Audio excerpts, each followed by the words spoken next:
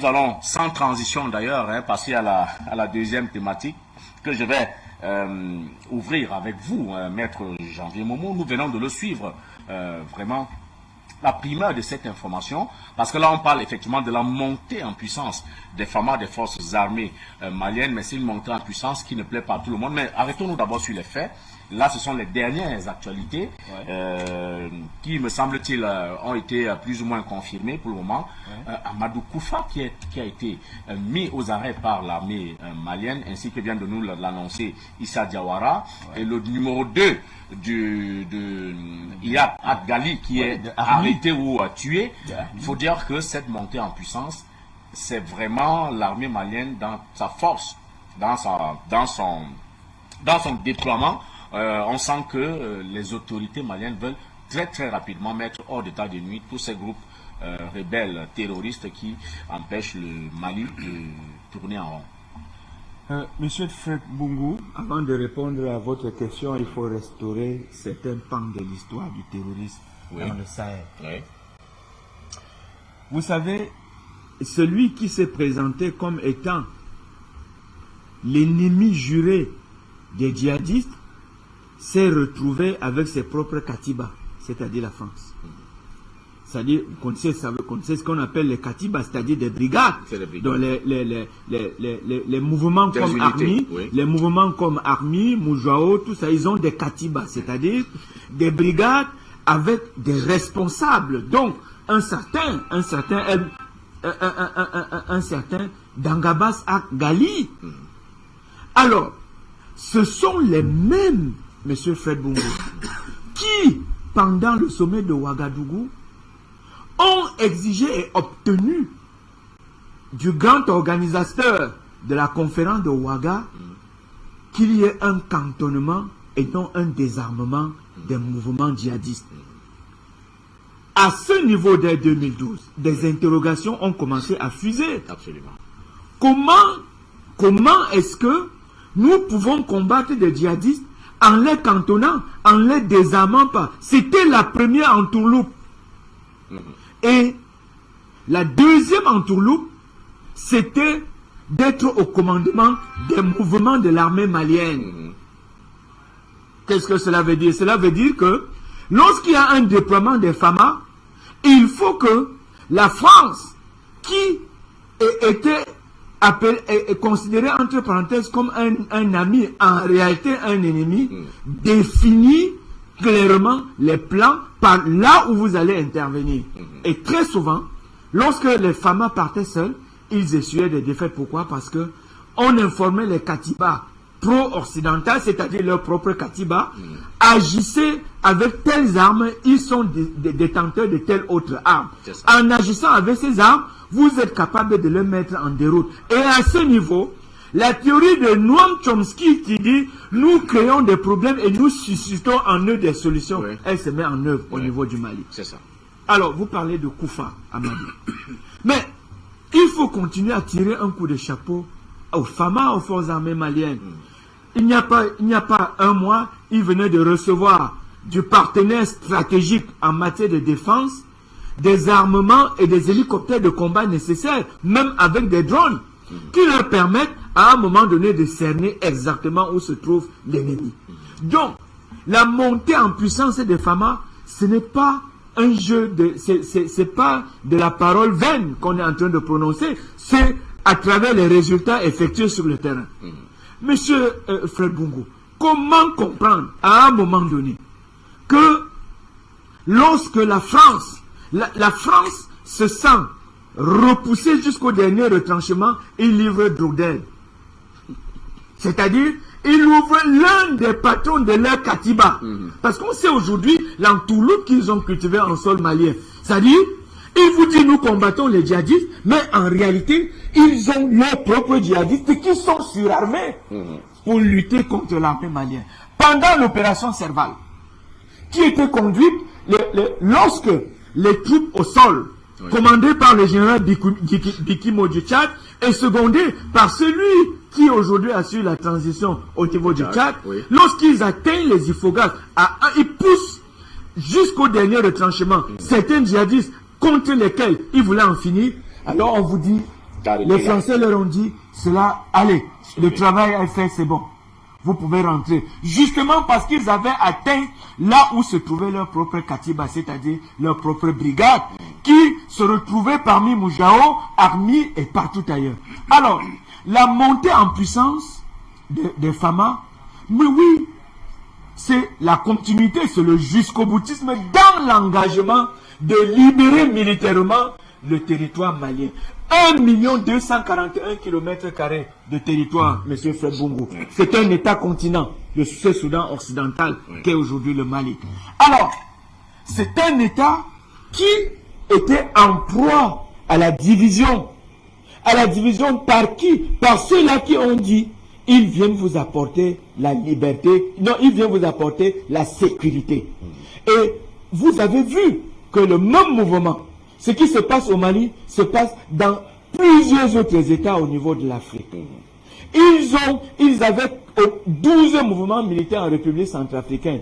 On vous dit des rebelles centrafricains, on parle de rebelles centrafricains, alors qu'en réalité, ce sont des Katibas, ce sont des rebelles formés, alimentés, armés, logistiquement, financièrement par la France. Donc, la montée en puissance de l'armée malienne, M. Fred Bungu, qui conduit à la mise hors d'état de nuit d'un certain Amadou Koufa, nous pouvons dire sans risque de nous tromper que sur le plan de la sécurité, le Mali est en train de retrouver la quiétude nécessaire qui est l'ingrédient majeur pour le décollage économique et politique de chaque État. Merci infiniment. Alors, patient par Fendom, le Premier ministre Choguel Maïga a notamment déclaré, en marge de la réception des jeunes marcheurs, que le commandement militaire malien a engagé des opérations sur l'ensemble du territoire il y a quelques mois. Et il dit qu'il y a quelques mois, ce n'était pas le cas. 80% du territoire était contrôlé par les terroristes. La tendance aujourd'hui s'est inversée. À quoi doit-on ça? Pour une armée où la France disait attention, si on s'en va, ce sera le déluge. Comment vous expliquez, vous, cette montée en puissance d'une armée malienne qui obtient des résultats palpables? Mais, à la suite de ce que vient de dire Jean-Pierre Momo, je pense qu'il y a une modification des règles d'engagement qui ont été faites au niveau de l'armée. Il y a une nouvelle structuration de l'armée. Il y a une certaine discipline qui a été revue au niveau de l'armée. Mais surtout, il y a cet allié-là qui nous donne en réalité des capacités militaires pour que nous soyons capables de nous déployer avec beaucoup plus d'efficacité sur le théâtre des opérations. Mais il y a un troisième ingrédient dont nous ne parlons pas assez et qui vaut son pesant d'or. C'est la collaboration avec les populations. Ces populations qui ont enfin compris qu'en réalité, ce qui se passe, il s'agit de leur avenir. Elles collaborent de plus en plus mieux avec les forces armées, mais parce qu'ils ont vu ces forces armées à l'œuvre, et elles se rendent bien compte que ces forces armées sont plutôt là à leur service pour leur apporter la paix, pour leur apporter la quiétude, pour leur apporter la sécurité dont elles ont besoin pour pouvoir se mouvoir correctement. Vous vous rappelez de ce souterrain bunker qui avait été découvert. Il pouvait prendre des camions de grande valeur qui pouvaient être cachés là. Et les populations, c'est grâce, n'est-ce pas, à l'information des populations que l'armée a pu découvrir ce bunker-là. Et les populations disaient non, on savait pas. C'était comme une norme-État. Quiconque s'aventurait à traverser le fleuve pour atteindre cet endroit-là était éliminé de facto. Absolument. Alors, c'est parce que les populations sont enfin en confiance. Elles collaborent nettement mieux avec ces forces armées. Les forces armées, quant à elles, elles ont bonifié, j'allais dire en quantité, en qualité, les armements, les armes qu'ils ont. Ils ont des drones, comme l'a dit d'autres, mais surtout les dernières livraisons que j'ai vues avec ces hélicoptères de combat, c'est quelque chose d'attaque, c'est d'incroyable. Maintenant que la France n'a plus la même mise sur le renseignement, il ne faut pas l'oublier, c'est la France qui fournissait le renseignement à l'armée malienne. À partir du moment où on a coupé, elle ne sait plus ce qui se passe le type de renseignement que reçoit l'armée malienne, ou est-ce que le commandement général de l'armée malienne décide de frapper, et comment? Je crois que les résultats ne pouvaient que suivre. C'est tout à fait quelque chose de trivial. Et cela dénote de quelque chose de très grave. C'est-à-dire qu'en réalité, nous avons sur notre continent, depuis les indépendances, quelqu'un qui joue au pompier pyromane pour continuer d'expliquer sa présence sur notre sol. C'est de ça qu'il s'agit. Il s'agit de cela parce que pour eux, c'est vital, c'est capital qu'il soit présent pour qu'avec cette épée de Damoclès qui flotte sur notre tête, ils continuent d'arracher, n'est-ce pas, des contrats léonins qui leur permettent d'avoir de l'uranium à vil prix, de l'or à vil prix, tout ce que nous avons comme matière première à vil prix nous empêcher de pouvoir mettre en amont un certain nombre de structures pour que nous aussi on commence à nous lancer dans une pré-industrialisation, etc., etc., et transformer nos États en États mendiants éternellement, qui ont pour seule vocation de faire le tour du monde, n'est-ce pas, pour demander de le monde, alors que nous sommes d'une richesse scandaleuse à la limite. Le Mali en premier. Donc voilà, quand nous disons ces choses-là, les gens ont l'impression que, ne sais pas, nous faisons des débats sur l'excès des anges. Non, c'est une réalité concrète. Même les aveugles, même les sourds-muets, ils voient qu'il y a des résultats palpables.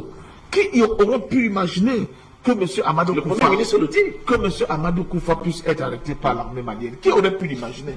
Il semblait être quelqu'un insaisissable. On disait non, il maîtrise mieux le terrain que l'armée. Mais qu'est-ce que ça signifie maîtriser le terrain mieux que l'armée? Tout simplement parce que les renseignements qu'on mettait à la disposition de l'armée malienne étaient erronés.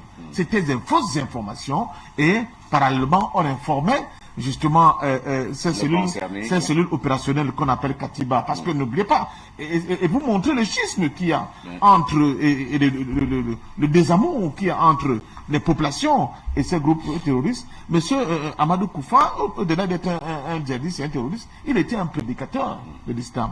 Et vous savez la force qu'ont les prédicateurs sur des sujets. Donc à arriver à décrocher, à créer ce schisme entre ces illuminés et les populations, ça veut dire que sur le terrain, et l'État, et l'administration, et l'armée font un boulot pas possible pour en réalité ramener des populations vers des espaces et des prédispositions à la fois mentale et intellectuelle qui sont propices, n'est-ce pas, à faire de Mali un pays qui va décoller bientôt. Donc nous disons merci à la bravoure de l'armée malienne. Moi j'ai vu quelques vidéos, ce sont des jeunes gens, à peine la vingtaine, qui sont sur le terrain, mais qui sont déterminés à mener ce combat pour nettoyer complètement leur pays de tous ces cellules et structures en réalité qui apportent la désolation. Et nous lançons un appel. Moi je lance un appel particulièrement à ceux qui sont encore dans ces maquis-là, dans ces katibas.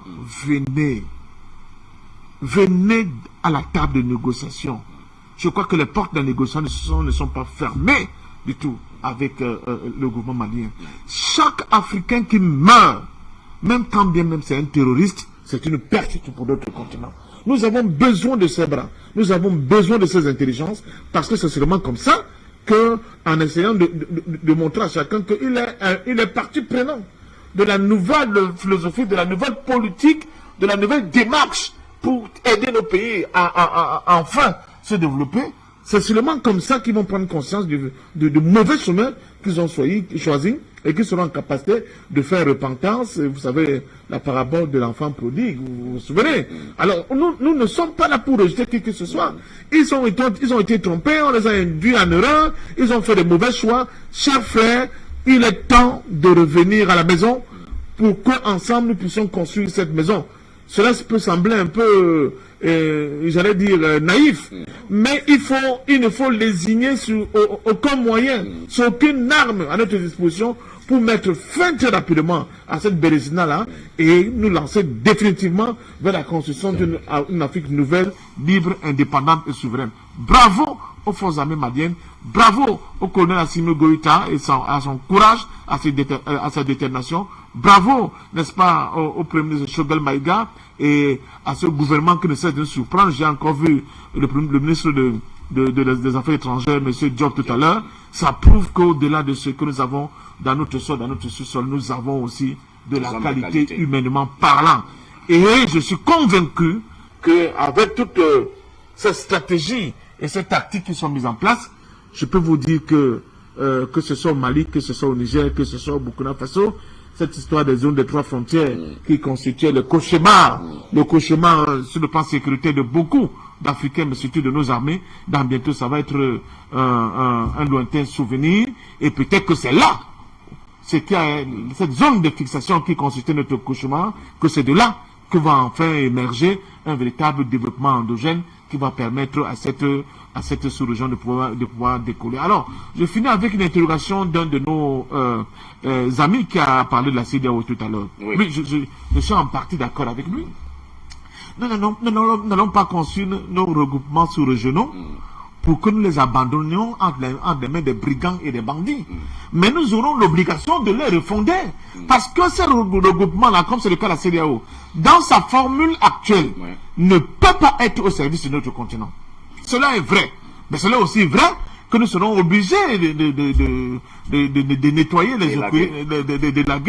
tous ces scories qui composent en réalité cette organisation pour que très rapidement nous puissions participer à la construction d'un État fédéral, ne serait-ce que pour l'Afrique de l'Ouest. Dans un premier temps, ça va être le prémisse, n'est-ce pas, enchanteur, pour un État fédéral africain que nous attendons, que nous espérons de tous nos voeux. J'ai l'habitude de dire aux jeunes, on vous dit oui, mais les États-Unis, c'est comme vous ne savez pas. Les États-Unis, c'est un conglomérat de plusieurs États.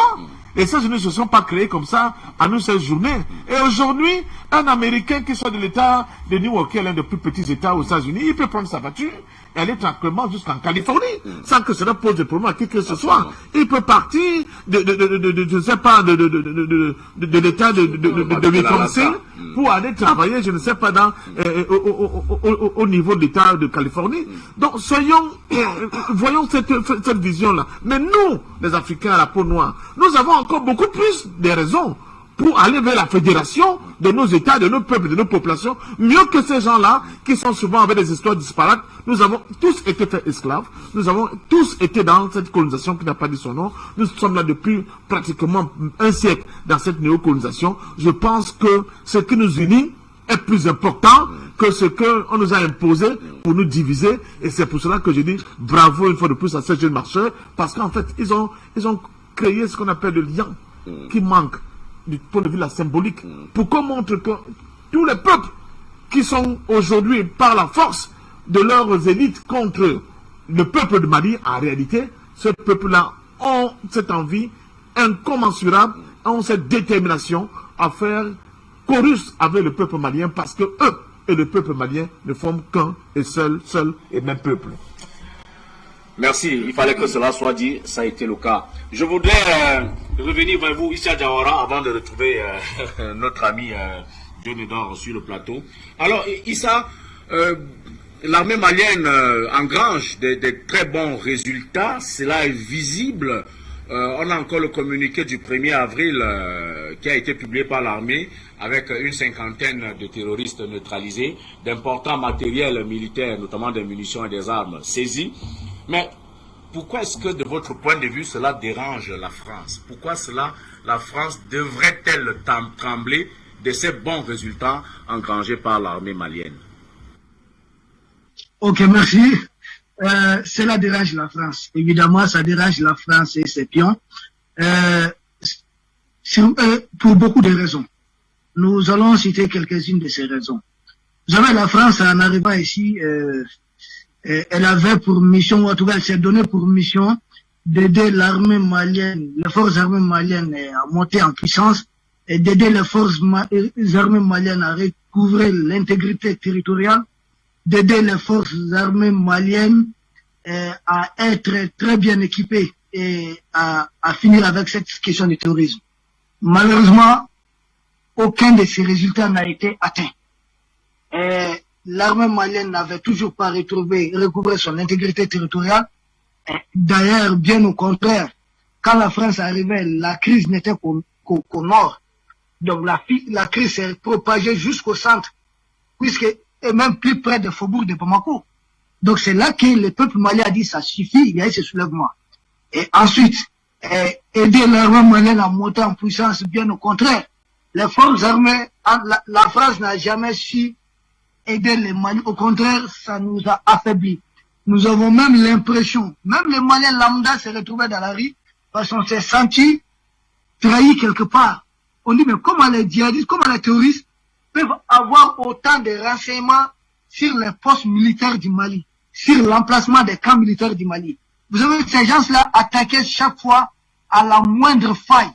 Ce qui veut dire que les groupes terroristes avaient plus de renseignements sur les forces armées maliennes que le Mali n'avait sur eux. Et ensuite, qu'est-ce qui peut déranger la France? D'abord, les Maliens, les officiers du Mali, ce sont les mêmes militaires. Ils ont d'abord compris que le problème, c'est un problème d'effectifs. Donc, il faut aller dans ce sens. Donc, aujourd'hui, il y a le recrutement en cours en tout de plus de 10 000 militaires. Beaucoup sont déjà dans les centres de formation. Il y a ceux qui ont été intégrés directement des anciens combattants dans les forces armées maliennes qui savent, qui sont déjà aptes au combat et qui ont compris qu'ils s'étaient trompés du côté. Donc, ils sont revenus, ils doivent bénéficier de formations hautes. Donc, au niveau de l'effectif, l'armée malienne est en train de grossir ses rangs très rapidement. Ensuite, au niveau du matériel, vous savez que le Mali a acheté un avion Casa comme à l'Amérique, mais cet avion n'a jamais été livré. Un avion de transport de troupes, pour qu'on puisse éviter les embuscades hautes. Mais ils ont bloqué ça, c'est la France qui a fait bloquer ces avions de transport de troupes. Donc, comment on peut monter en puissance quand vous bloquez le matériel que le Mali achète avec ses propres moyens? Que la France ne donne pas cela en don ou une autre puissance. Mais c'est des choses achetées par le Mali, mais qui ont été bloquées par la France pour rendre les forces armées maliennes toujours dépendantes de la France, toujours solliciter leur intervention aérienne. Aujourd'hui, le matériel est là. Il n'y a pas que des hélicos de combat. Je sais que d'autres équipements de dernière génération, on a vu ces radars, on a vu d'autres choses qui sont déjà sur place. Les blindés, on continue d'en multiplier. Ensuite, nous avons aussi bénéficié d'une formation de qualité. Vous avez les instructeurs russes, aujourd'hui, sont en train de former de façon intensive les forces armées maliennes qui peuvent être redéployées tout de suite sur les théâtres d'opération. Autrefois, c'était des forces de l'Union européenne, je sais pas, de la France, des gens qui disaient qu'ils étaient venus nous former, mais former les forces armées maliennes. Vous allez constater que c'est des formations dans les salles de classe. Et pendant 9 mois, 10 mois, 12 mois, les gens ne sont jamais opérationnels. C'est sur quoi une minorité comme ça, et je ne sais pas, un droit de ça, et ils ne respectent aucun droit dans la guerre. On a vu la France tuer des civils ici dans un mariage. Après la formation, il y a les renseignements. Aujourd'hui, nous avons plus de renseignements sur les terroristes, dans leur cachette. L'armée malienne aujourd'hui mène des frappes sur les terroristes pendant qu'ils sont en train de dormir. Ça, c'était du jamais vu. Auparavant, nous, on était dans une position défensive. Mais aujourd'hui, le Mali est dans une position offensive. La zone des 3 frontières dont on parle, aujourd'hui, le Mali ne cesse de mener des ratissages dans ces zones. Et c'est ce qui dérange. Et tous les groupes terroristes qu'ils ont formés de l'autre côté de la frontière, ou des groupes terroristes qui ont été formés à partir de l'enclave qui a été constituée dans Kidal. Parce que n'oubliez pas, l'armée française avait empêché les forces armées maliennes d'avoir accès à la ville de Kidal. Et c'est de là-bas qu'ils avaient créé un sanctuaire. C'est où ils ont eu à former des terroristes pendant 2 ans et personne, aucun militaire malien n'avait accès à ces camps militaires. Et c'est de là-bas que ces camps, les militaires là sortaient. Vous allez constater que tellement ces gens-là avaient des renseignements de la part des Français autres, que sur les troupes maliennes sautaient généralement sur les mines. Rarement les Français l'amunissement. Du côté des rebelles de la France, on n'en parle pas. Et ils n'ont jamais sauté sur les mines. Il n'y a que des forces armées maliennes qui sautent sur des mines. Donc aujourd'hui, les renseignements, on est au top. Nous avons des informations sur ces gens. Au moindre mouvement, ils sont décapités. La fois passée, je vous ai parlé, ça viendra dans un communiqué sans doute du ministère de la Défense. Et beaucoup de terroristes ont été tués pendant qu'ils voulaient s'approvisionner. Même la fermeture des frontières empêche les terroristes de circuler normalement aujourd'hui, puisque nous sommes en train de surveiller nos frontières. Et ensuite, il faut dire que le commandement a changé. Le leadership a changé. Vous avez aujourd'hui des généraux dans certains camps dans des zones militaires, ce qu'on appelle des zones militaires. Vous avez des généraux, vous avez des colonels à des postes avancés. Donc le leadership même a changé. Donc le moral est au top. Ce sont les cadavres des terroristes qu'on compte aujourd'hui au Mali par dizaines, par centaines. Le ratissage continue. Les forces armées maliennes sont au-delà du centre. Ils sont dans la partie nord du pays. Et même là, à ce niveau, si les terroristes s'hasardent même à attaquer les populations ou d'autres groupes rebelles qui sont en train de rallier le gouvernement, vous voyez tout de suite qu'il y a une intervention des forces armées maliennes. Bien que les terroristes continuent de bénéficier d'autres renseignements. Parce que n'oubliez pas quelques attaques que les forces armées maliennes ont subies. Ce sont des attaques qui ont eu lieu quand il n'y avait uniquement que de mauvaises conditions météorologiques. C'est dire qu'il y a une puissance qui les informe des conditions météorologiques pendant lesquelles les vecteurs aériens du Mali aura du mal à intervenir. Donc cette montée en puissance des forces armées maliennes gêne au-delà des frontières, en tout cas de la CEDEAO, c'est-à-dire même gêne la France, tout simplement parce que la France n'a plus sa raison d'être. Nous faisons mieux que ce qu'elle était censée faire au Mali. Elle s'était restée ici, semer le chaos, voir comment justifier sa présence dans la région pour sécuriser les mines d'Areva et autres. Et le Mali l'a montré A plus B que vous n'avez plus de raison d'être ici. Donc nous savons sécuriser notre pays et le Mali est en train de donner un bon exemple à d'autres pays. Et ces autres pays, tôt ou tard, n'auront d'autre choix que de rejoindre la position du Mali, sinon leurs populations vont se soulever. Parce que le Mali est en train de marquer aujourd'hui des résultats positifs. Le moral est au top. Nos militaires ne craignent plus rien. Nous avançons à grands pas. L'administration est en train de se redéployer. Les réfugiés sont en train de regagner leur localité en grand nombre. Ça doit inspirer les autres localités qui sont dorénavant coupées. Au Mali, aujourd'hui, les terroristes n'occupent aucune base. Nous fouillons toutes les forêts. Les terroristes, aujourd'hui, sont dans une stratégie d'évitement, comme le dit l'état-major des forces armées du Mali. Donc, c'est une montée en puissance qui gêne, parce que la France a peur que le Mali soit un cas d'école, un cas d'exemple. Malheureusement, la France ne pourra rien faire dans ce dossier. Merci. Merci à vous, Issa Diawara. Alors, Dionedor Yumbi, comme l'a dit Issa Diawara et même Patient Parfendom, on voit qu'il y a une bonne symbiose aujourd'hui entre l'armée malienne et les populations maliennes. Comment comprendre que avec cette entente-là, il y a des accusations d'exaction contre les civils proférées par notamment la France contre l'armée malienne? Exactement, je rigole là tout de suite parce que c'était les premiers propos que je voulais demander à M. Le Drian de venir voir ce qu'ils ont passé pendant 9 ans au Mali et que juste à leur sortie, nous avons la capture de M. Amadou Koufa et de Yad Admi, qui résulte tout simplement que le président de la République du Mali, M. Assimi Goïta, et son chef du gouvernement, M.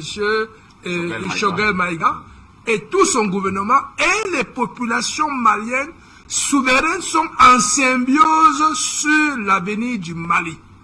Là, j'argumente tous ces mots que les journalistes à l'étranger là-bas puissent comprendre que l'Afrique est reconnaissante des droits et sur la légalité dans des États. Nous ne pourrons pas demain être les têtes chercheuses pour se dire que demain nous allons nous impliquer que sur les problèmes en France. Mais nous n'avons que le droit de remarque et pas le droit d'ingérence. Aujourd'hui, la montée en puissance du Mali, des FAMA, démontre tout simplement de la détermination, du peuple. 2, de la communication vers ces populations. 3, maintenant, la dynamique dont les relations dont la nation malienne a eu à collaborer avec une nation puissante qui vient tout simplement apporter sa contribution sur les demandes qui ont été faites par cette nation, le Mali.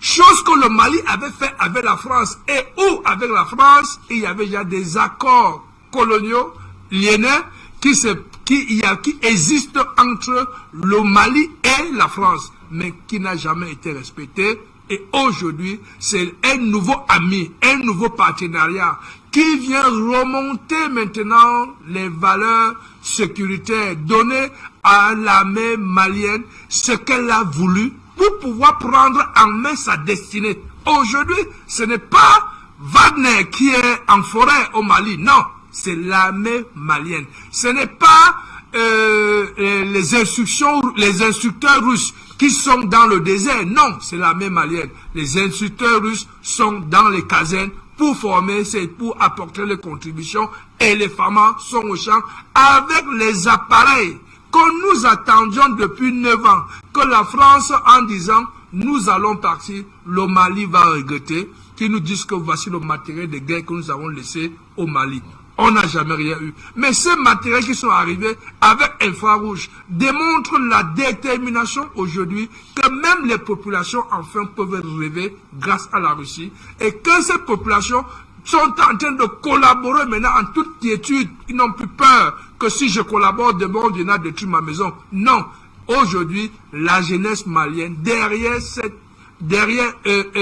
le président Assimi Goïta, sont fiers parce que le Mali est en train de prendre sa souveraineté totale, et au niveau de sa sécurité, elle est en train de faire un bon boulot, et ce bon boulot interpelle maintenant tout le voisinage, parce qu'il y a beaucoup qui ont peur.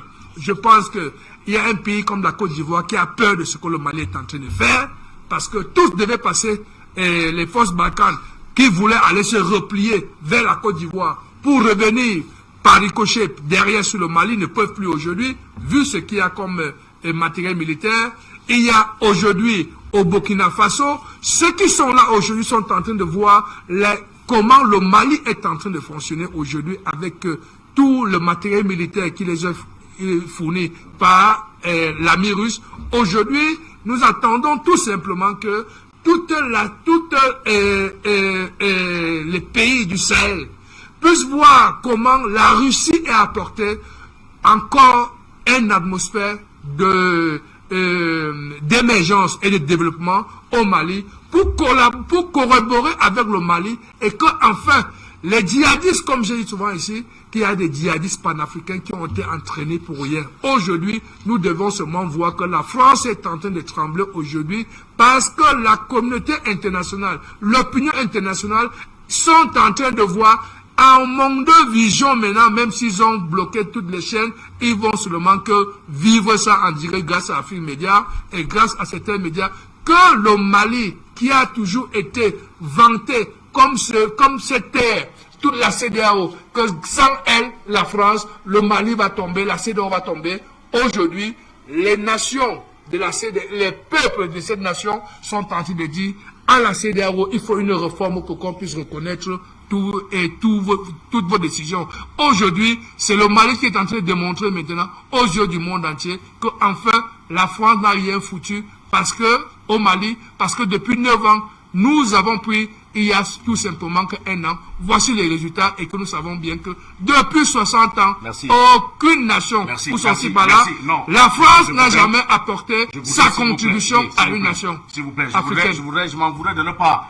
Allez, on va prendre une personne, certainement vous, Nestor Podacé, en guise de conclusion.